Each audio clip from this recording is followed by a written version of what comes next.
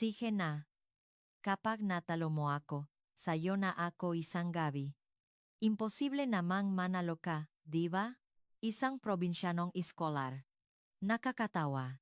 Dapat magpasalamat pa kayo na pinapansin namin kayo. Unga, at kung matalo mo rin ako, sakin ka rin isang gabi. Impossible naman kasing mangyari, kaya sige lang. 6 na magagandang estudyanteng babae, nakasuot ng mamahaling swimsuit, ang nakapalibot sa isang lalaking estudyante mula sa Palawan, tinutukso at minamalit siya. Ang bansa niyo puro isla, pero ano bang alam niyo sa dagat? Ang isang lalaking taga-probinsya, magaling daw lumangoy? Pues, kumain ka na lang ng tuyo at kanin sa classroom mo. Seryoso ka ba na hahamunin mo kami? Ang kinatawan ng swim team ng Universidad ng Pilipinas? Isang nakakahiyang pustahan, isang pampublikong pang-insulto, at isang labanan sa paglangoy kung saan nakataya, ang dangal ng lahi at pagkatao. Ngunit ang mga mayayabang na babaeng ito ay malapit ng lumuhod at umiyak habang humihingi ng tawad. Ano nga ba ang tunay na nangyari sa gitna ng karagatan?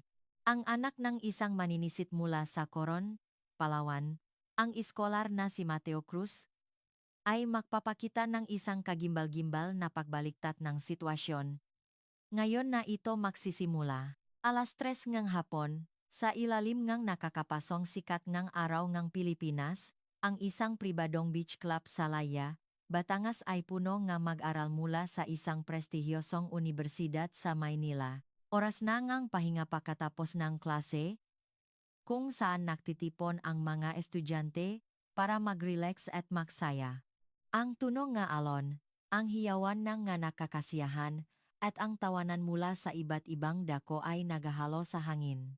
Si Mateo Cruz, isang estudyanteng marine biology, ay tahimik na nakaupo sa isang bangko sa tabing ng dagat, pinakmamasdan ang karagatan. Sa edad na 20, may taas na 5'11", matipuno ang pangangatawan, at kapansin-pansin ang kanyang kulay kayumangging balat na sinunong ang araw. Bilang isang atleta, walang bahid ng labis na taba sa kanyang katawan, at ang kanyang nga braso ay may mabahagyang peklat mula sa mas sports na kanyang kinalakihan. Nakasuot ng itim na sportswear, hindi siya katulad ng ibang mga estudyanteng maingay at nagbibiruan. Sa halip, tahimik lamang siyang nakatitig sa abotanaw. Uy, tingnan niyo. It's the scholar from Palawan. Sa biglaang narinig na boses na nagsasalitang Taglish, napatingin si Mateo. 6 na babaeng mestiza at mayayaman ang papalapit sa kanya. Lahat sila ay nakasuot ng nga makukulay at magagarang swimsuit.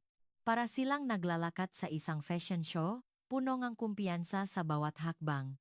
Nangunguna sa kanila si Isabela. 21 taong gulang, kapitan ng swim team ng UP. May ginintuang kayumangging buhok at mapupungay na mata. Ipinagmamalaki niya ang kanyang 5'9" na tangkat at katawang hinubok ng pagsasanay. Ang kanyang pulang bikini ay lalong nagpapatingkat sa kanyang maputing balat. Higit sa lahat, ang kayabangan sa kanyang muha ay nangingibabaw. Narinig ko na magagaling daw kayong mataga-probinsya. Is that true? Tanong ni Isabela na may halong pang-aasar. Ang kanyang boses ay puno ng pagmamataas. Nanatiling tahimik si Mateo, ngunit ang kanyang nga itim na mata ay kalmadong nakatitik sa kanya. Biglang sumabat si Emily, isang miyembro rin ng swim team. Nakatali ng mataas ang kanyang kulay sokolateng buhok at nakasuot siya ng berdeng one piece. I heard, diba? Mga taga probinsya daw are very patient. Mag-aral ng matagal, manahimik, ganyan. But we don't know if that's real skill, diba? Pero sa paglangoy, natawa si Sofia, isang kaibigan ni Isabela. Kumikinang ang kanyang balat sa ilalim ngang araw, suot ang isang itim na two-piece. Ano bang magagawa ng isang taga, isla sa dagat? We're from California, surfing capital too, no? Sumali rin ang isa pa nilang kaibigan. Si Olivia. True. Your province is just a bunch of huts and trees, diba? Bagay na bagay sa kanyang blonde na buhok ang suot niyang navy blue na swimsuit. Si Hana, ang biza kapitan ng swim team, ay nakos ang may naabraso. We, in up, train in the cold waters of the Pacific. Ibang-iba yan sa maligamgam na dagat ng Palawan. Ang kanyang kulay, abo na swimsuit ay nagdagdag sa kanyang matalas na imahe. Sa huli, lumapit si Mari, isang exchange student mula sa France. Kahit kami sa Europe, we heard about Filipinos being good swimmers. But are you really? Or is it just a name? Nakibit balikat siya habang suot ang puting bikini. Pinalibutan ng 6 na babay si Mateo na parang isang bilog. Tila sila mahayena na handang sumila. Ang kanilang mga mata ay puno ng pagiging superior at panginsulto, at may mga mapanuksong ngiti sa kanilang mga labi. Ang ibang mga estudyante na dumaraan ay nagsimulang mag-usisa at isa-isang naktipon. Ano yun? Anong meron? Si Isabela na naman, may binubuli. Kawawa naman yung probinsyano. Ang bulungan ay unti-unting lumalakas. Sa isang iglap, halos 30 tao na ang nanonood. Ang ilan ay kinuha na ang kanilang mas smartphone, handa ng mag-record. I have a fun proposal, sabi ni Isabela habang humahakbang pasulong. Isang mapanuksong ngiti ang gumuhit sa kanyang labi. Nang halos isang hakbang na lang ang layo niya kay Mateo, humalo sa amoy ng dagat ang kanyang pabango. Swimming competition. How about it? Ikaw at ako. Dahan-dahang tumayo si Mateo. Nung nakaupo siya, hindi gaanong halata, ngunit ngayong nakatayo, kitang-kita ang kanyang pangangatawan. Mas matangkat siyang isang ulo kay Isabela, at kahit sa ilalim ngang kanyang sportswear, bakas ang kanyang nga matipunong kalamnan, ngunit ang kanyang ekspresyon ay nanatiling kalmado. Hindi na kailangan, mahina at kalmado niyang sabi. Hindi perpekto ang kanyang pagbikas ng Ingles, ngunit malinaw ang kahulugan. Natatakot ka ba? Pang-asar ni Isabela. O alam mo nang matatalo ka kaya wala ng saysay? Then let's make it interesting. Biglang lumakas ang boses ni Isabela. Lahat ng tingin ay napunta sa kanya. Para siyang isang artista sa entablado, gumagawa ng malalaking kilos. Kapag natalo mo ako, siya na ako isang gabi. Biglang tumahimik ang buong beach.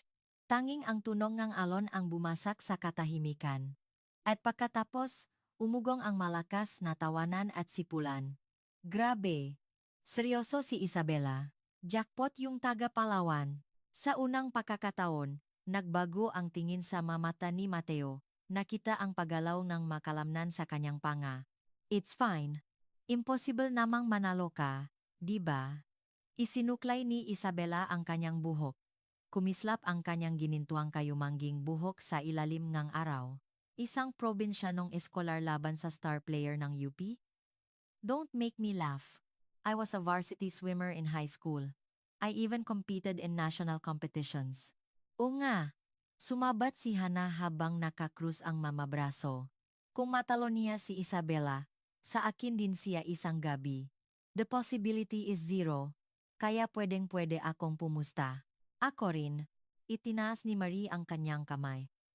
Impossible naman, kaya you'll never know how sweet a French girl's night can be. This is fun. Sumali si Olivia. I'll bet too. Halata namang hindi ka mananalo. Don't even dream of a Filipino man beating an American girl. Sunod-sunod na sinabi nina Emily at Sofia ang parehong bagay. Kami rin. Pustahan na. It's a safe bet since you're sure to lose. Lahat na 6 na babay ay naksabi ng parehong bakay. Tila nakasundo sila at sabay-sabay na tumawa. Ang kanilang mga halahak ay umalingaw-ngaw sa buong beach, at ang mga nanonood ay nagsimulang kunan sila ngang video gamit ang kanilang mga smartphone. Ang ma-flash ng kamera ay kumislap, at ang mapulang ilaw na nagpapahiwatig ng video recording ay makikita sa iba't ibang dako. Grade 2 ay upload sa TikTok. Title, Probinsyanong Iskolar, pinagpustahan ng 6 na sosyal na babae. Napakuyom nga mao si Mateo. Hindi niya inaasahan ang ganitong sitwasyon. Gusto niya lang sanang tahimik na magpahinga at pakmasdan ang dagat, ngunit ngayon, nakataya na ang kanyang dangal bilang isang Pilipino. Hindi na siya maaring umatras. If you back out now, kakalat ang sismis na duwag ka, bulong ni Isabela. Ang kanyang mga labi ay malapit sa tainga ni Mateo. Lahat sila nagre-record na. Probinsyanong iskolar, tumakbo sa hamon. Yan ang ilalagay naming title. Abot yan hanggang sa probinsya niyo. Tumingin si Mateo sa paligid. Halos 50 estudyante na ang nakapalibot, lahat ay may interesadong tingin. Ang ilan sa mga estudyanteng Amerikano ay nagsimula ng magpustahan. I bet $100 on Isabela. I'll go 200. Of course, it's Isabela. May pupusta ba diyan sa Pinoy? I'll give you 100 to 1 odds. Huminga ng malalim si Mateo. Naalala niya ang malong dagat ng Coron. Ang nga alaala ng kanyang pag-aaral sumisit kasama ang kanyang ina, isang maninisit, noong bata pa siya. Ang nga sandali kung kailan naghahagis silang lambat ng kanyang amang mangingisda sa gitna ng bagyo. Ngunit hindi na kailangang ikwento ang nga iyon. Kailangan niyang ipakita sa gawa. Dahan-dahan siyang nagsalita. May mga kondisyon ako. Nangningning ang mga mata ni Isabela. Kumagat na ang isda sa pain. Oh really? Ano? Ang mananalo, tatanggap ngang pampublikong pahingingang tawat mula sa matatalo. Sa harap ngang lahat, natawa ng mapakla si Isabela. Apology? Yun lang? Fine. I accept. Ako naman ang mananalo. I can't wait to see you kneel and admit that Filipinos are nothing special. At isa pa, dagdag ni Mateo, ang laban sa paglangoy ay 2 beses. Isa sa swimming pool ng universidad, at isa rito sa dagat. Sandaling nag-alinlangan si Isabela. Bakit 2 beses? Pool and sea? What for? Para makita ang tunay na galing, kailangan sa parehong lugar, may kakaibang kumpiyansa sa mga salita ni Mateo. Tinitigan siya ni Isabela sa mata. Mayroong tila nakatago sa malalim at madilim niyang mga mata, ngunit binaliwala niya ito. Fine. Kahit 2 beses pa, mananalo ako. Easy. Kinabukasan, alas 9 ng umaga, ang swimming pool sa University Recreation Center ay puno ng mga estudyante. Ang 500-seater na bleachers ay halos punuan. Mga estudyante mula sa iba't ibang bansa ay makakasamang nakaupo, at ang mga usapan sa iba't ibang wika ay naghahalo sa hangin. Ang ilaw mula sa kisame ay sumasalamin sa tubig, at ang amoy ng klorine ay nangingibabaw sa lugar. 5 minutes left before betting closes. Sigaong isang tao. Isang hindi opisyal na pustahan ang nagaganap. May isang estudyante na nakabukas ang laptop. Inayos ang mga pusta sa isang spreadsheet. Current odds. Isabela 1.05. Mateo 20.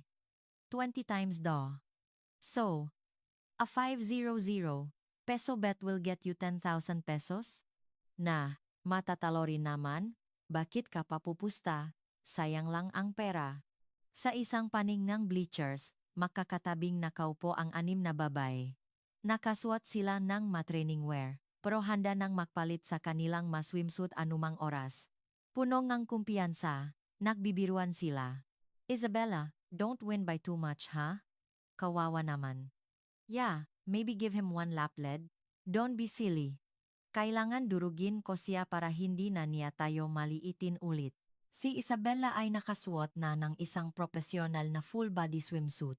Isang mamahaling itim na swimsuit na may pulang guhit, gawa sa material na pinapalit ang water resistance. Nagiinat siya sa harap ng salamin, pinapainit ang kanyang makalamnan. It's been a while since I swam this seriously, since entering college, bulong ni Isabela. Ang kanyang record sa 100 meters freestyle ay 54 segundo. Hindi man siya profesional, isa siya sa pinakamagagaling sa mga atleta sa kolehiyo. Mula sa kabilang locker room, lumabas si Mateo. Nakasuot lamang siya ng simpleng itim na swimming trunks, tulad ng kahapon. Walang espesyal na kagamitan, walang magarbong disenyo. Ngunit nang lumitaw ang kanyang katawan, may mamahinang bulungan ng pahanga mula sa mamanonod. Wow! Ang gandang katawan. Parang inukit na estatwa. Art. Pero, Just because he has a good body doesn't mean he can swim well, di ba? Ang katawan ni Mateo ay iba sa karaniwang manlalangoy. Hindi ito makinis at perpekto. Ito ay magaspang at hinubok ngang tunay na karanasan. May malumang paklat sa kanyang likod, at ang kanyang nga braso ay may mga marka na tila tattoo mula sa magasgas. Mga bakas ngang kanyang mahirap na pagsasanay sa nakaraan. Tahimik siyang tumayo sa harap ngang starting block. Tila hindi niya alintana ang nga tingin at ingay sa paligid. Tahimik lamang siyang nakatitik sa tubig. Kinokontrol ang kanyang pahinga. Mayabang na lumabas si Isabela. Umugong ang nga sipol at sigawan mula sa mga manonood. Isabela, ipakita mo ang galingang Pilipinas. Durugin mo yang probinsyano. Itinaas ni Isabela ang kanyang kamay upang batiin ang mga manonood. Tila nanalo na siya. May ngiti ngang kasiguraduhan sa kanyang muha. At pagkatapos, tumayo siya sa lane sa tabi ni Mateo. Ready ka na? Tanong ni Isabela sa Ingles. Tumangho lang ng tahimik si Mateo. Magsisisi ka. I will show you how fast I am. Ang estudyanteng nagsisilbing referee, isang exchange student mula sa Canada, ay humawak ng mikropono. Everyone, we will now begin the official match. First event, 100-meter freestyle. Tumahimik ang mga manonood. Binalot ng tensyon ang buong lugar. Lane 4. Up Captain Isabela. Umugong ang palakpakan. Lane 5. Exchange scholar from Palawan, Mateo Cruz. Mahinang palakpak lang ang narinig. Halos lahat ay kumakampi kay Isabela. Swimmers. To your marks.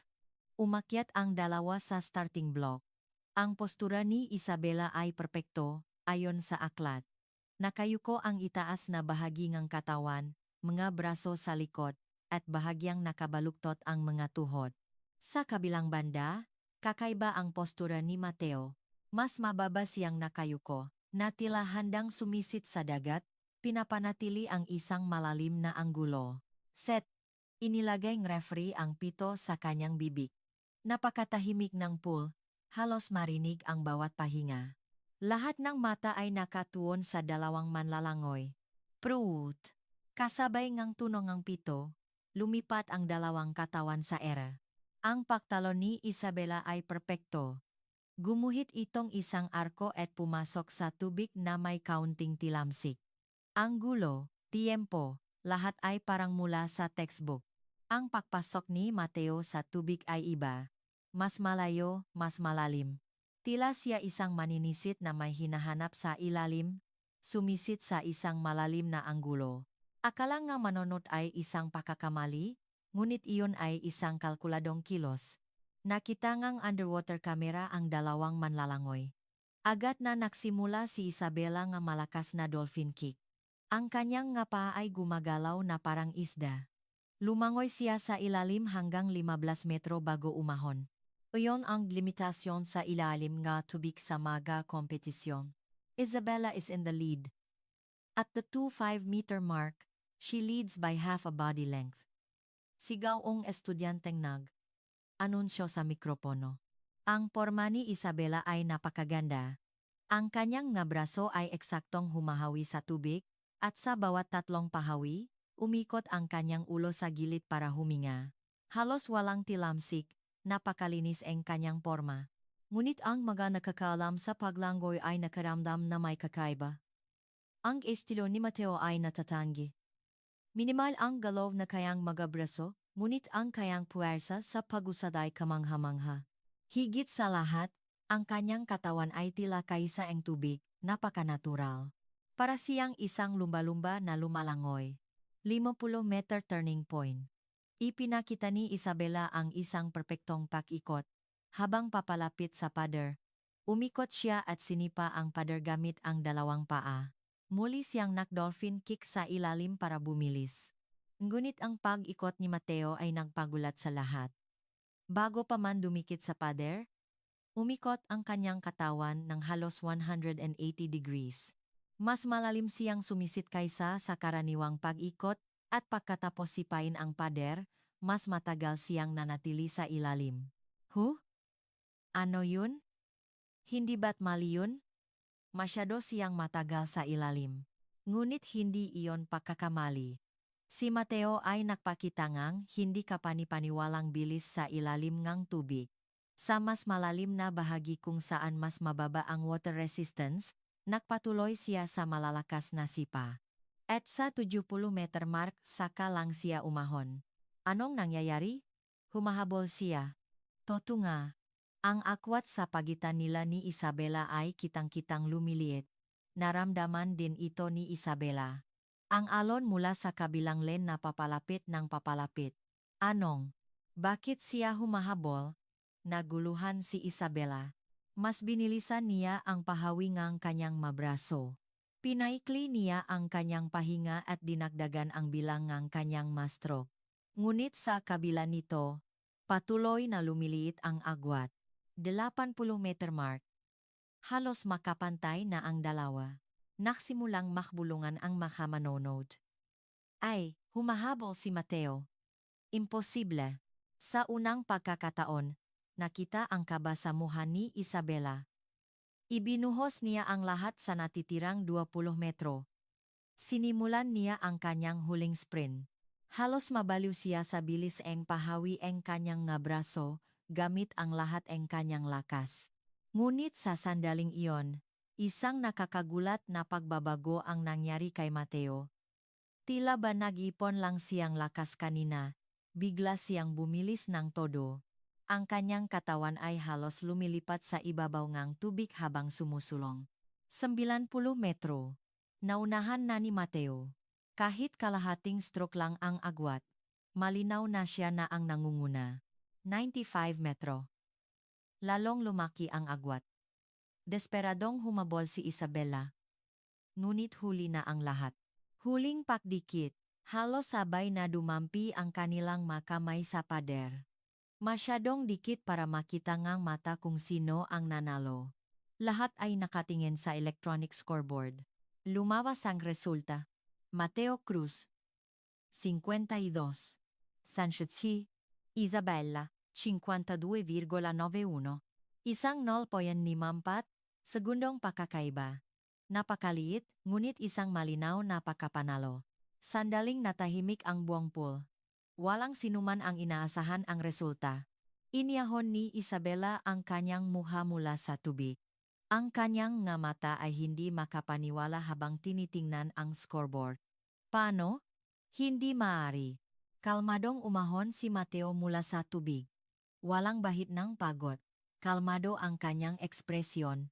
Tila ba isang magaang warm-up lang ang kanyang tinapos. Wait. Biglang tumayo si Emily at sumiga. Umalingaw ang kanyang boses sa buong pool. That was a fluke. Ulitin dapat. Nakamali lang si Isabela. Sumang-ayon ang ibang mga babae. Sumabat si Hana habang nakakrus ang mga braso.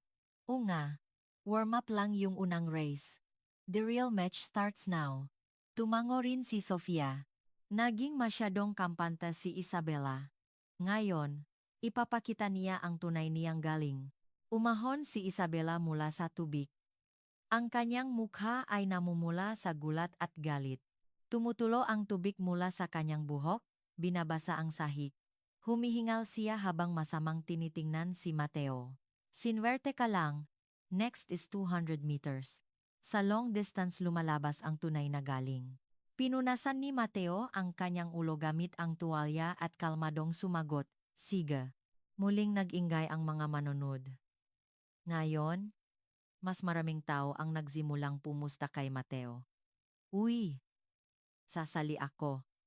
500 pesos kay Mateo. Ako rin. Nakita niyo kanina? Totoong magaling. Hindi, sa short distance, may tsamba pa. Sa long distance, si Isabela na ang mananalo. Binigyan sila ng 10 minutong pahinga. Umupo si Isabela sa isang bangko, uminom ng sports drink habang nag-iisip ng estratehiya. Magulo ang kanyang isip. Anong nangyari? Sigurado, akong lamang ako. Paanong bigla siyang bumilis sa huli? Posible bang nakipon lang siyang lakas mula sa simula? Sinuluyapan ni Isabella si Mateo. Tahimik siyang nakaupo, nakapikit, ang mamata. Tila nagmemeditate.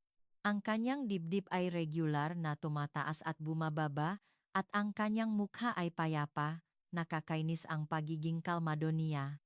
Nangit-ngit si Isabella. Mula high school, hindi pa siya natatalo sa paglangoy. Bilang kinatawan ng rehiyon, lumaban siya sa pambansang kompetisyon, at pagpasok sa UP, naging kapitan siya ng team dahil sa kanyang galing. At ngayon, matatalo siya sa isang hindi kilalang taga-probinsya. Hindi matanggap ngang kanyang pride. Prepare for the second event. Sigo ang referee. Biglang tumayo si Isabella. Iba na ang ekspresyon sa kanyang mukha. Nawala na ang biruan, napalitan ng isang matalim na tingin. 200 meter freestyle. Swimmers, take your marks. Muling tumayo ang dalawa sa starting block. Iba na ang atmosfere ngayon. Si Isabella ay sobrang nakatutok, abang si Mateo ay nananatiling kalmado. Shit. Go. Sa hudyat, tila baliw na tumalon si Isabella. Mula sa simula, ibinuhos na niya ang lahat ng kanyang lakas. Tila isang short distance race, sumugot siya ng napakabilis.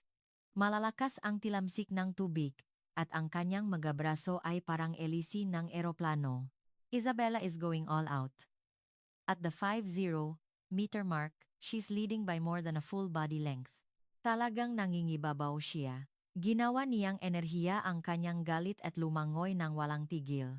Sa 100-meter mark, malinaw pa rin siyang nangunguna.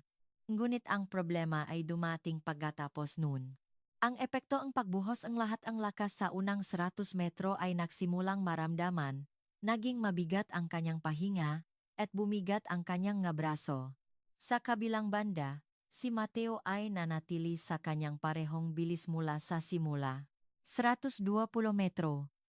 Nagsimulang lumiit ang agwat, kitang-kita ang pagbagal ni Isabella. Ang kanyang ngagalaw ay naging magulo, at ang kanyang paghinga ay hindi na regular. Hindi. Bakit ako napapagod? Desperadong naisip ni Isabella.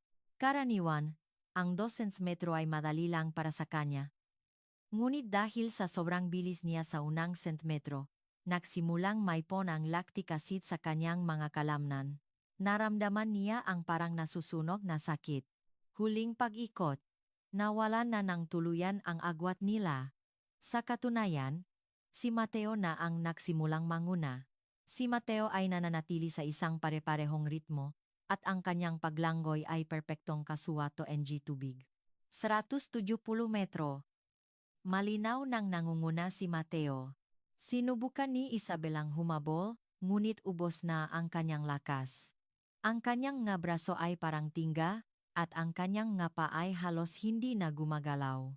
Huling 30 metro. Muling nag-ingay ang mga manonod. Ngayon, mas malinaw na ang agwat. Halos kalahating lap na ang lamang ni Mateo. Hindi ka panipaniwala, talo si Isabella. Grabe yung taga-Palawan na yun. Touch. Unang dumampi sa pader si Mateo. Ngayon, walang duda. Mateo Cruz, 1.58. 22. Isabella, 22. Sa show, mahigit 4 na segundong pagkakaiba. Isang malinaw na pagkapanalo. Nakasandal si Isabella sa pader, humihingal ng malakas. Namuo ang nga luha sa loop ng kanyang goggles. Higit pa sa sakit ng pagkatalo, hindi niya maintindihan. Paano niya napanatili ang ganoong bilis? Bakit hindi siya napapagot? Umahon si Mateo mula sa tubig na may kasamang ngiti. Medyo humihingal siya, ngunit agad ding bumalik sa normal ang kanyang pahinga. Pinunasan niya ang kanyang ulo gamit ang tuwalya habang tinitingnan si Isabella. Bukas, sa dagat, sabi niya. Kalmado ang kanyang boses, ngunit mayroon itong kakaibang kumpiyansa. Biglang tumayo si Isabella. Tumalsik ang tubig sa sahig. Sige. Iba ang laban sa dagat. May mga alon at agos. It's a completely different game from a pool. Tama ka. Bahagyang ngumiti si Mateo. Ibang-iba nga ang dagat sa pool. Ang ngiting iyon ay tila may masamang pahiwatig, ngunit nangit-ngit si Isabela. Ang kanyang pride ay ganap na nadurog. Ang dangal ngang upe, ang dangal ngang pagiging isang mayaman at mestiza, lahat ay nakataya. Bukas, hindi ako magpapatalo. Ibibigay ko ang lahat para manalo. Huminga ng malalim si Isabela at naglakad papunta sa locker room. Agad siyang sinundan ng ibang mga babay. Isabela, are you okay? Anong nangyari? Hindi ako pwedeng matalo. May kakaiba sa kanya. Hindi siya ordinaryong manlalangoy. Nakakahulo ang mamanonot. Ang nga nanalo sa pustahan ay naksisigawan, habang ang nga natalo ay halos mayak. Yes? Ang 500 ko naging 10,000. Shit, talo ako nga maribu. Kailangan kong mag-all-in sa laban sa dagat bukas. Nang hapong iyon, ang buong campus ay pinag-usapan ang nangyari. Ang balita na 2 beses na tinalo ng probinsyanong iskolar si Isabela ay kumalat na parang apoy. Sa cafeteria, sa library, sa dormitoryo, lahat ay tungkol dito. Narinig mo ba? Talo raw si Isabela, 2 beses. Hindi makapaniwala. Hindi pwedeng palampasin ang laban sa dagat bukas. Gabi na, nagkaroon ng emergency meeting sa dorm room ng gababay. Nakaupo si Isabela sa kama, hawak ang kanyang ulo. Ang 5 pa ay nakapalibot sa kanya. Nakaalala. Isabela, cheer up. Bukas ang tunay na laban. Alo ni Emily. Ngunit umiling si Isabela. Hindi ko maintindihan. Sigurado akong mas magaling ang teknik ko. May form, may speed, lahat. Pero bakit ako natalo? Binuksan ni Hannah ang kanyang laptop. In-analyze ko ang video. Kakaiba ang style ni Mateo. Sobrang efficient ng energy niya. Walang nasasayang na galaw. He minimizes friction with the water. Posible ba yun? Tanong ni Sofia. In theory, yes. But to actually do it, kailangan mon sobrang laking karanasan. Parang buong buhay niya, sa tubig na siya tumira. Napakuyom ng kamao si Isabela. Bukas, iba na, dagat ang specialty ko. Lumaki ako sa beach ng Santa Barbara, at nag-training ako sa Hawaii. I know how to read the waves, how to deal with the current. I've mastered it. Maingat na nagtanong si Marie. Paano? Paano kung matalo ka rin bukas? Biglang natahimik ang kwarto. Walang gustong magsalita tungkol sa posibilidad na iyon. Ang nakakahiyang pustahan na ginawa nilang 6, ang ideya na maaring makatoto iyon ay nakpatigil sa kanilang lahat. Hindi. Maring sabi ni Isabela. Hindi ako matatalo. Kahit mamatay pa ako. Samantala, mag-isang naglalakat si Mateo sa beach nglaya. Malamig ang hangin ng gabi, ngunit hindi niya ito alintana. Habang pinakikinggan ang tunog ng alon, naalala niya ang kanyang kabataan. Mateo, anak, ang dagat ay hindi dapat katakutan. Respetuhin mo ito, at tatanggapin ka rin niya. Umalingaw-ngaw sa kanyang isipan ang boses ng kanyang yumaong ina. Ang kanyang ina, isang maninisit sa koron, ang nagturo kay Mateo na ituring ang dagat bilang kanyang tahanan. Kinabukasan, 10:00 ng umaga, ang beach ay masikip, hindi hamak na mas marami ang tao kaysa kahapon. Mahigit 1,000 tao ang nagtipon. Maging ang dekano ng kanilang kolehiyo ay dumating para manood. Napakakilala ng laban. Nagtayo ngang mapansamantalang upuan, at ilang drone ang handa ng kumuha ng video mula sa himpapawid. Ang taas ang alon ngayon ay 1 hanggang 1,5 metro. Ang hangin ay mula sa hilagang kanluran sa bilis na 5 metro bawat segundo. Anunsyo ang isang estudyante sa mikropono. Mukhang kalmado ang dagat sa unang tingin, ngunit may mga bahagyang alon na maaring maging malaking salik para sa mga bihasang manlalangoy. Final betting closed. Total bets have reached 2.5 million pesos. Ang laki ng pustahan ay iba na rin. Maging ang mga senior students ay hayagang sumasali. At ang nakakagulat, dumami ng malaki ang mga pumupusta kay Mateo. Ang kanyang dalawang panalo kahapon ay nagpabago sa isip ng gatao. Unang lumitaw si Isabela sa beach. Nakasuot siya ang itim na full-body swimsuit. Gawa ito sa material na ginagaya ang balat ng pating, na binabawasan ang water resistance sa sukdulan. Tinanggal niya ang kanyang salaming pang-araw at pinakmasdan ang dagat. Binabasa niya ang pattern nege medye alon, ang direksyon nege hangin, at ang agos. May agos mula sa hilagang kanluran.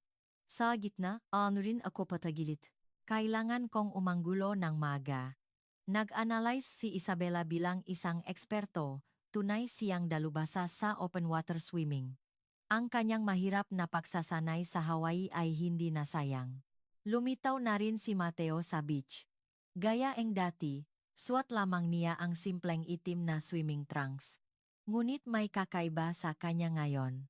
Ang kanyang tingin ay mas malalim, at ang kanyang ekspresyon habang nakatingin sa dagat ay may bahid na pananabik. Naglakad si Mateo na nakayapak sa buhangin, dinarama ang mga alon, pumasok at lumabas ang malamig na tubig sa pagitan ng kanyang mga daliri sa paa. Pumikit siya at huminga ng malalim. Pinunongang malat na hangin ang kanyang ngabaga. Ang ruta ay mula rito hanggang sa pulang buoy na iyon, pabalik-balik, kabuwang 2 kilometro. Malakas na paliwanag ng referee. May isang malaking pulang buoy na lumulutang sa layong 1 kilometro. Kitang-kita ito mula sa malayo habang inuugoy ng alon. Kung may panganib, itaas agad ang kamay para humudyat.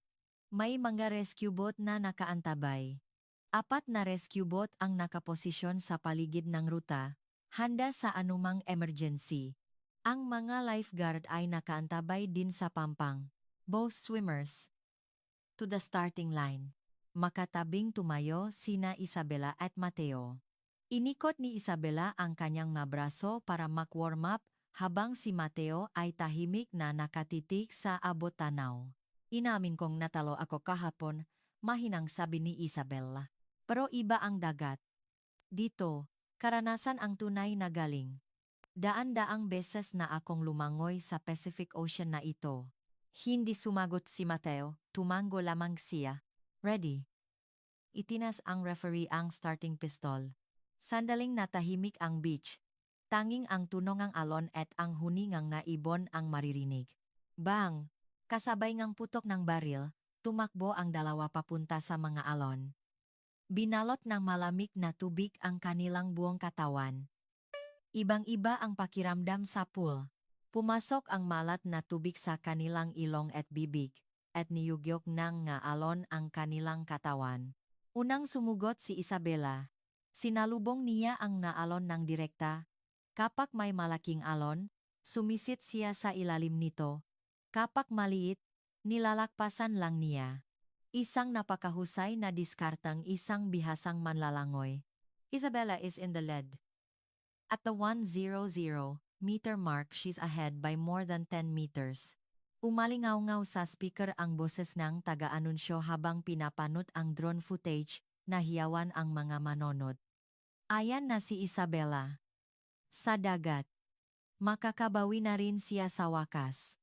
Ngunit ang mamapanuring manonod ay nakaramdam na may kakaiba. Ang paglangoy ni Mateo ay natatangi. Hindi niya nilalabanan ang mga alon. Sa halip, sumasabay siya sa ritmo nito. Kapag tinutulak siyang alon, ginagamit niya ang lakas nito para umusat.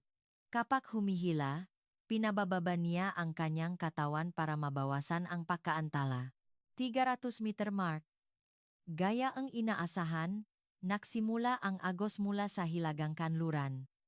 Ang agos mula sa gilid ay humahadlang sa kanilang direksyon. Inayos ni Isabela ang kanyang anggulo, gaya ng kanyang pinlano. Ngunit mas malakas ang agos kaysa sa inaasahan niya. Shit, ang lakas.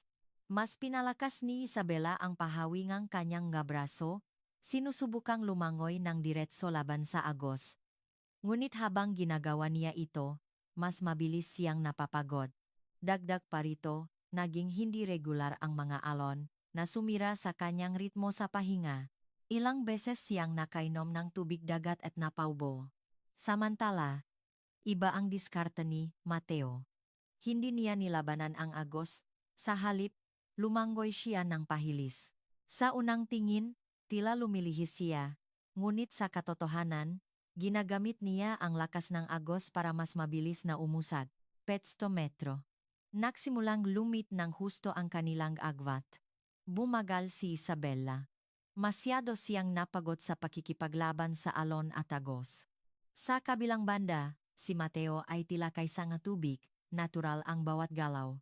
Humahabol siya. Naging tensyonado ang boses ng taga-anunsyo. Nagsimula na ring mag-ingay ang nga manonod. Heto na si Mateo. Bakit ang bilis niya? Parang nakasakay sa alon. 700 metro. Sinulyapan ni Isabela si Mateo. 5 metro na lang ang layo niya. Hindi siya makapaniwala. Sigurado siya ang eksperto sa open water swimming.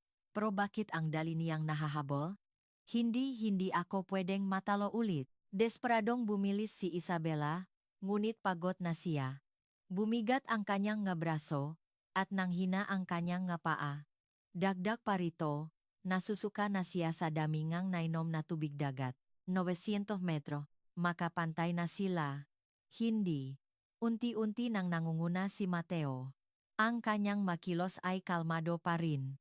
Tila bumalik siya sa kanyang kabataan, naglalaro sa dagat ng koron. Hindi ka panipaniwala. Si Mateo na ang nangunguna. Nagulat ang mga manonod.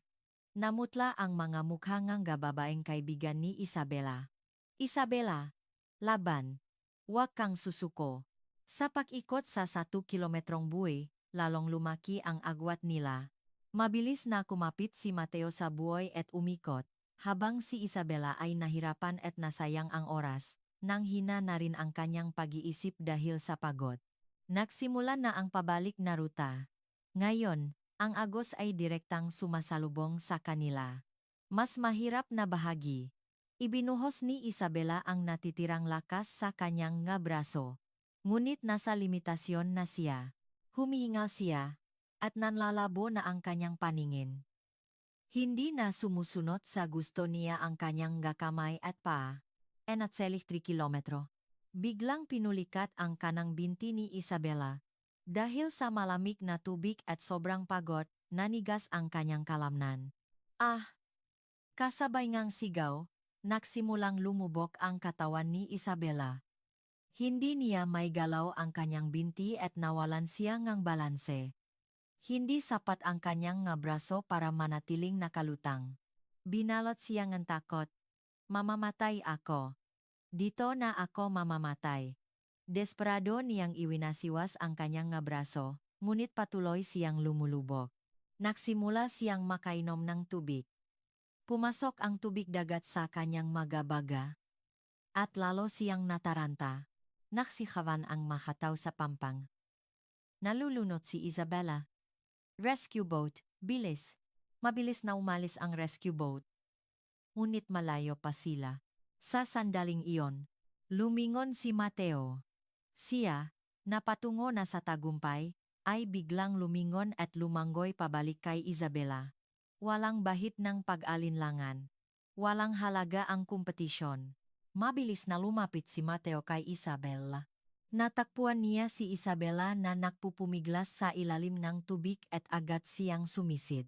Sa ilalim, halos mawalan ng malay si Isabela. Pumipikit na ang kanyang mga mata, at nawawalan ng lakas ang kanyang katawan. Sa sandaling iyon, isang malakas na braso ang yumakap sa kanya. Hinawakan ni Mateo ang baba ni Isabela at inakbayan ang kanyang dibdib. At sa malakas na sipa, umahon sila sa ibabaw. Ubo! Ubo! Nang makalabas sa tubig, malakas na umubo si Isabella. May malay pa siya, ngunit hindi niya kayang suportahan ang sarili. Kalma lang.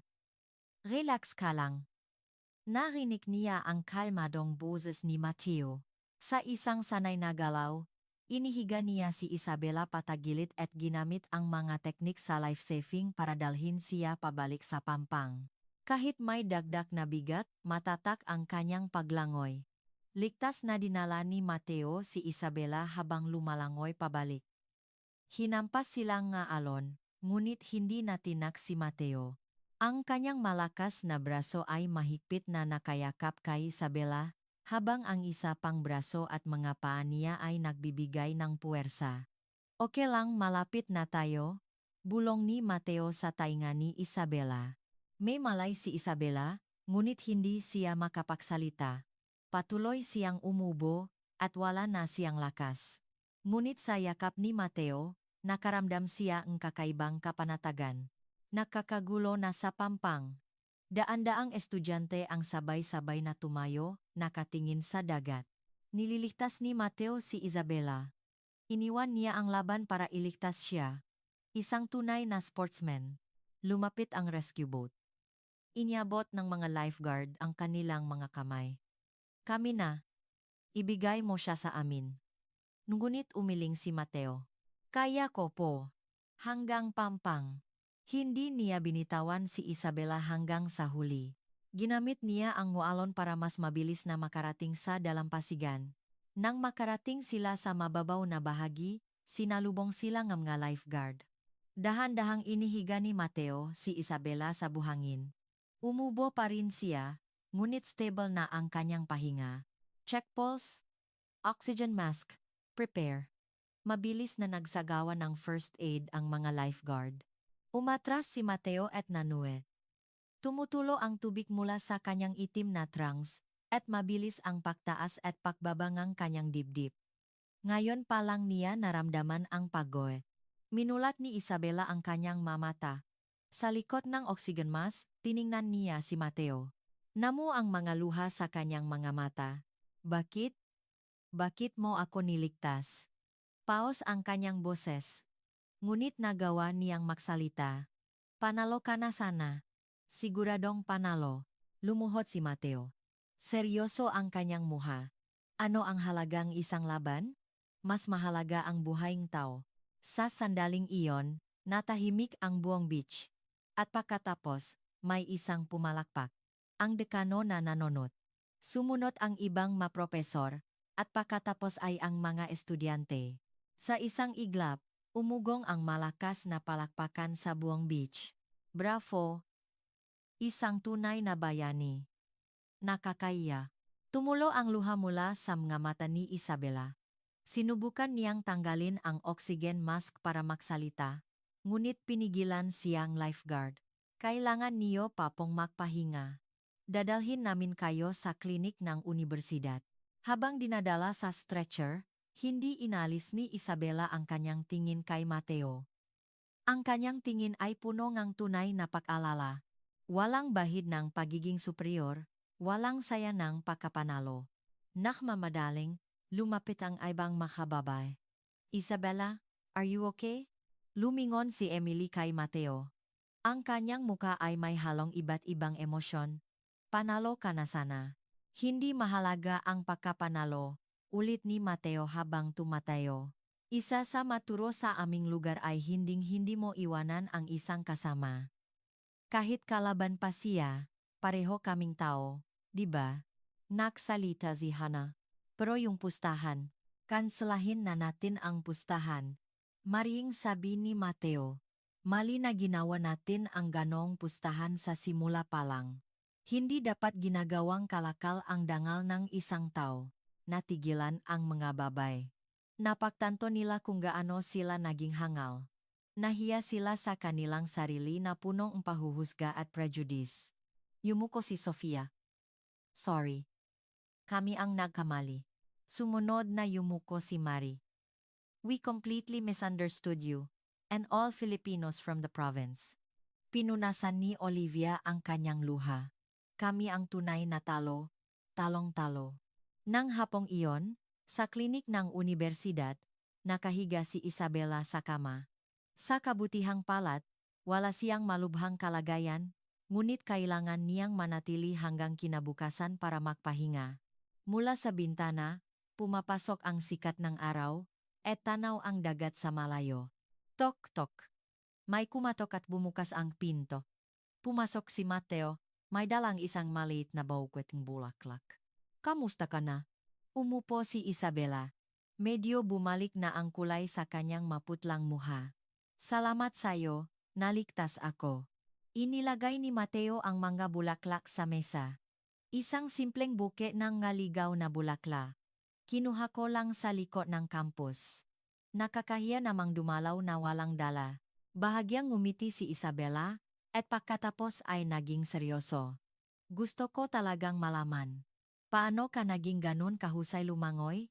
Lalo na sa dagat. Umupo si Mateo sa isang silya. Lumaki ako sa isang lugar na tinatawag na Coron. Ang nanay ko ay isang maninisid at ang tatay ko ay isang mangingisda. Natuto akong lumangoy bago pa man maglakad. Anak ng maninisid. Gulat na tumingin si Isabela sa kanya. Narinig ko na yan. Ang madifer sa Pilipinas. Sumisisit sila hanggang 20 metro nang walang gamit. Umabot ng 30 metro ang nanay ko, ngumiti si Mateo. Mula 7 taong gulang, sumasama na ako sa kanya. Nagsimula ako sa pagkuha ng kabibe sa mababaw na parte. Umiling si Isabela. So, ang dagat, parang bahay mo na. Opo, kahit may bagyo, kahit malaki ang alon, nandun lang palagi ang dagat.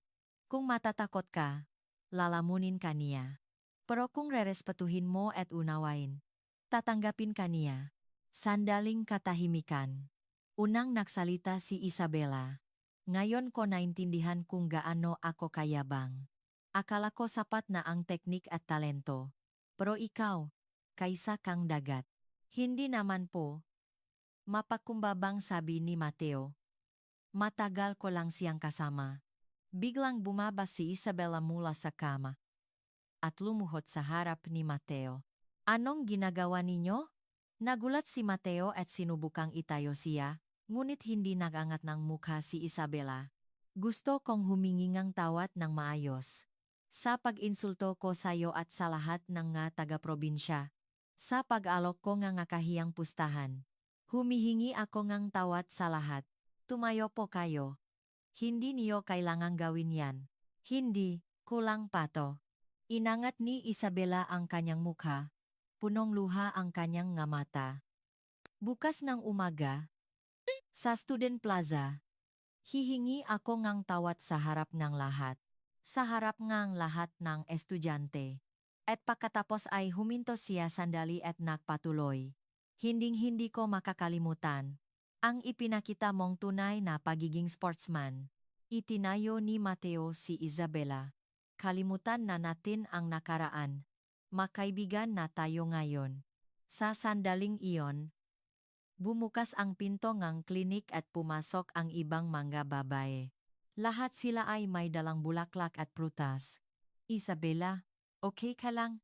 Napahinto sila nang makita si Mateo. At sabay-sabay silang yumuko. Mateo, maraming salamat sa paglitas mo kay Isabela. At sorry sa lahat ng ginawa namin. Itinaas ni Mateo ang kanyang kamay. Tama na po. Ginawa ko lang ang dapat gawin. Naiya na sinabi ni Emily. Ang dapat gawin? Magagawa kaya namin yun kung kami ang nasa sitwasyon mo? Yumiling din si Hannah. Honestly, I don't think so. Masyado kaming nabulak sa kagustuhang manalo. Tumingin si Mateo sa labas ng bintana. Ang papalubok na araw ay nakukulay pula sa dagat. Sabi ng nanay ko, sa dagat, ang tanging paraan para mabuhay ay ang pagprotekta sa isa't isa. Walang sinuman ang kayang talunin ang dagat ng mag-isa. Natahimik silang lahat sa kanyang nasalita. Kinabukasan, alas 8 umaga, ang Central Plaza ng Universidad ay puno ng mahigit 2,000 estudyante. Oras ito para sa mga anunsyo ng universidad. Ngunit dahil sa kumalat na tsismis na may espesyal na mangyayari, mas maraming tao ang dumalo. Mga estudyante ng iba't ibang lahi ang nagtipon, at sa harap ng entablado ay nakaupo ang mga propesor.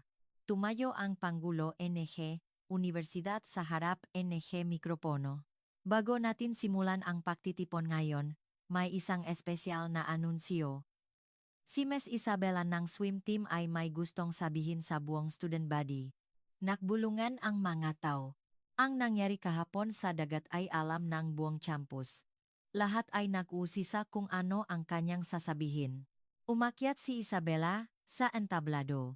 Mayos ang kanyang kasuotan, ngunit maputla pa rin ang kanyang mukha. May hawak siyang papel, ngunit inilapak niya ito at tumayo sa harap ng mikropono. Sa lahat ng makapwa ko mag-aral, umalingaw-ngaw ang boses ni Isabela sa ma-speaker. Natahimik ang buong plaza. Alam niyo na siguro ang nangyari kahapon sa dagat. Ngunit may isang pangyayari bago iyon na hindi niyo alam. Huminga siya ng malalim. 3 araw na ang nakalipas, ako at ang 5 kong kaibigan ay pampublikong ininsulto ang isang iskolar mula sa Palawan, si Mateo Cruz. Minamalit namin ang mga Pilipinong galing sa probinsya at hinahamak ang kanilang kakayahan. Lalong natahimik ang plaza. Marami ang ngayon lang narinig ang tungkol dito. At ang mas nakakahiya, nag-alok kami ng isang nakakahiya at immoral na pustahan. Nangingini ang boses ni Isabela.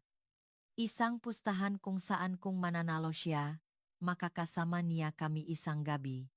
Isang alok na hindi dapat gawin ng isang estudyante, ng isang tao. Umugong ang mabulungan ng pakadismaya. Kitang-kita ang gulat sa mamukha. Ang aming kayabangan at prejudice ay lumabis na. Nabulak kami sa pakisip na mas nakatataas kami dahil sa aming estado sa buhay at lahi at minamaliit namin ang mga estudyanteng galing sa ibang lugar, lalo na ang mga taga-probinsya na sa tingin namin ay mahina sa sports. Sandaling huminto si Isabela at pinunasan ang kanyang luha. Ngunit tinanggap ni Mateo ang aming insulto ng tahimik. At nag-alok siya ang isang patas na laban. Ang resulta ay ang aking lubos na pagkatalo. Sa pulman o sa dagat, tumingin siya sa grupo nga estudyantang kinabibilangan ni Mateo. Kahapon, nang malunod ako sa dagat, tinalikuran ni Mateo ang kanyang siguradong panalo para iligtas ako. Walang pag-alinlangan. Lumakas ang boses ni Isabela. Sa sandaling iyon, napaktanto ko kung sino ang tunay na sportsman. Kung ano ang tunay na dangal. Kami, ay nakakamali. Lubos na nakakamali.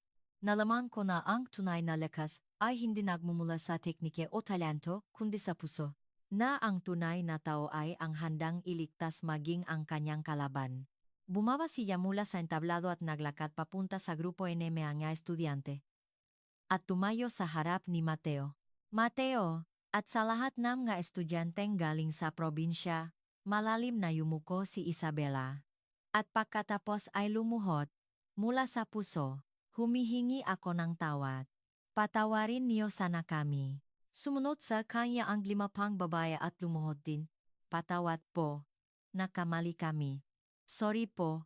Sa harap ng 2,000 tao. Ang eksena ng 6 na mayayaman at mestizang babae na nakaluhod at humihingi ng tawad sa isang probinsyanong iskolar ay nakakagulat. Binalot ng katahimikan ang plaza. Lumapit si Mateo. Tumayo kayo. Kalmado ang kanyang boses. Pinapatawad ko na kayo. Ngayon, tumayo kayo at harapin natin ang isa't isa bilang kapwa estudyante. Inabot ni Mateo ang kanyang kamay kay Isabela. Umiyak na hinawakan ni Isabela ang kanyang kamay at tumayo. Tumayo na rin ang ibang mga babae. Ngunit may isa lang po akong gustong sabihin, hinawakan ni Mateo ang mikropono. Makakaiba man tayo ngang pinanggalingan, ng lahi, ng kultura, lahat tayo ay mataong may isang hangarin. Nagnanais tayo ngang kapayapaan, tumutulong sa mahihina, at kumikilos para sa ating kapwa. Iyon ang nagbubuklod sa atin. Tumingin siya sa buong plaza. Sa halip na maliitin natin ang isa't isa, sana ay matuto tayong rumespeto at matuto mula sa bawat isa. Kilalanin natin ang lakas ng bawat isa at tulungan ang kahinaan ng iba para maging tunay na magkakasama. Jumuko si Mateo. Sumagot si Isabela at ang mga kaibigan niya na isang malalim na pagyuko. Sa sandaling iyon, nagsimulang pumalakpak ang Pangulo ng Unibersidad. Makaling, ito ang tunay na diva ng isang makaaral. Sumunod ang ibang mga propesor, staff, at mga estudyante. Sa isang iglap, Umugong ang malakas na palakpakan sa buong plaza. Bravo! Nakakaiyak. Ito ang tunay na dangal. Nagtagal ang palakpakan. Maraming tao ang umiyak. Isang sandali kung saan gumuho ang prejudice at kayabangan. At isinilang ang tunay na paggalang at pagunawa. Muling humawak ng mikropono ang Pangulo. Ngayon natuto tayong isang mahalagang aral. Ang ginawa ni G. Mateo Cruz ay magiging isang halimbawa sa edukasyon ng ating universidad. At, sandaling uminto ang Pangulo. Bibigyan natin si G. Mateo Cruz na misang espesyal na parangal mula sa universidad. Bilang pasasalamat sa kanyang ipinakitang huwarang sportsmanship. Muling umugong ang palakpakan. Mapagkumbabang yumuko si Mateo. Pagkatapos ng pagtitipon, naglalakad si Mateo sa beach. Ang sikat ng araw ay kumikinang sa mga alon. Mateo! Lumingon siya sa tumawak mula sa likuran. Sina Isabela at ang iba pang nga babay, nakasuot ng pangkaraniwang damit. Pwede ba kaming sumabay? Tumangho si Mateo. Naglakad ang pito ng makakasabay sa pampang. Maraming salamat talaga. Sabi ni Emily. Tinuruan mo kami ngang isang tunay na aral. Wala po akong itinuro, ngumiti si Mateo. Ginawa ko lang kung ano ang natutunan ko. Nagtatakang nagtanong si Hana. Lahat ba ang taga Palawan, kasing galing mong lumangoy? Hindi po, natawa si Mateo. Espesyal na kaso po ako. Pero ang bawat Pilipino ay may kanya-kanyang galing. May magaling sa research, may magaling sa sining, may magaling sa negosyo. Kami rin, sabi ni Sofia. May kanya-kanya kaming galing. Pero dati, ginagamit lang namin yun para magyabang. Bilang kasangkapan para maliitin ang iba. Bumuntong hininga si Marie. Ngayon, naiintindihan ko na. Ang tunay na lakas ay hindi sa pagtalo sa iba, kundi sa pagiging malakas ng makakasama. Nag-alok si Olivia. From now on, gusto naming magkaroon ng mas maraming international at regional exchange events. I think marami tayong matututunan sa isa't isa. Tumingin si Isabella kay Mateo. Lalo na sayo. Gusto kong matuto kung paano maging kaisa energy dagat. Tumangho si Mateo. Siha. Marami rin akong matututunan sa inyo. Habang naglalakad sila at nag-usap, unti-unting tumataas ang araw. Patuloy na binabasa ang alon ang pampang, at ang mga ibon ay lumilipat sa kalangitan. Maingat na sinabi ni Isabela. Tungkol sa pustahan na yun, kalimutan na natin yun, Maring sabi ni Mateo. Hindi na iyon nangyari. Pero may isang bagay akong gustong tuparin, seryosong sabi ni Isabela. Ano po yun? Ang respetuhin kahabang buhay. Hindi ito isang pustahan. Ito ang tunay, kong nararamdaman. Tumango ang ibang mga babay. Kami rin. Hinding-hindi namin makakalimutan. Salamat sa pagpapakita kung ano ang tunay na tao. Hindi nagsalita si Mateo at tumingin sa dagat. Naalala niya ang karagatan ng Coron. Tila naririnig niya ang boses ng kanyang ina. Magaling. Anak, ipinagmamalaki kita. Kumusta ang kwento ngayon? Ang ipinakita ang pagpili ni Mateo Cruz ay hindi lamang simpleng galing sa paglangoy. Ipinakita niya na ang tunay na lakas ay hindi na sa pagtalo sa kalaban, kundi sa tapang na iligtas maging ang iyong katunggali. Ang kuwento na nagsimula sa isang nakakayang pustahan ay nawi sa isang madamdaming pagtatapos na pakalang at paklilektas na buhay. Ang diwang dagat na ipinakita nga anak ngang maninisit, nasa dagat, lahat ay makakapatid, ay tumawid sa mga hangganan. Sana. Sa ating pang-araw-araw na buhay, matuto rin tayong rumspeto sa isa't isa ng walang pahuhusga. Kung nagustuhan ninyo ang ganitong uri ng kwento, huwag kalimutang mag-subscribe at mag-like. Hanggang sa susunod na mas madamdaming kwento, salamat po.